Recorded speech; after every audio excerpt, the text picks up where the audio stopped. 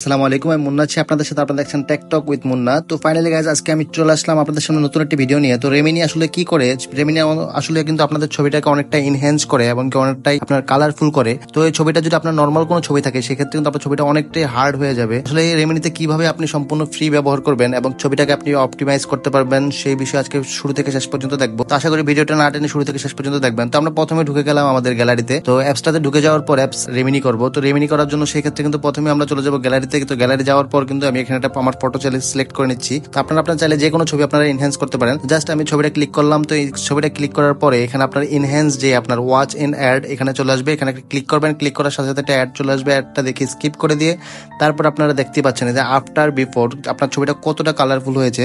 আর ছবিটা কিন্তু কালারফুল হবে শুধু তাই না, ছবিটা কিন্তু অনেকটা স্ট্রং হয়ে যাবে আপনার। তো সেক্ষেত্রে দেখতে পাচ্ছেন আমার ছবিটা কিরকম ছিল আর কিরকম হয়ে গেছে। তো ফাইনালি কাজ, এই ছবিটাকে আমি এখন সেভ করবো কিভাবে। তো সেক্ষেত্রে কিন্তু সেভ করার ক্ষেত্রে কিন্তু আমরা এখানে অনেকে সাবস্ক্রিপশন কিনে ফেলে ইয়ারলি। সেক্ষেত্রে আপনার কোনো রকম সাবস্ক্রিপশন কিনতে হবে না। আপনি দৈনিক 5টা ছবি এই অ্যাপসটা দিয়ে আপনি রেমিনি করতে পারবেন।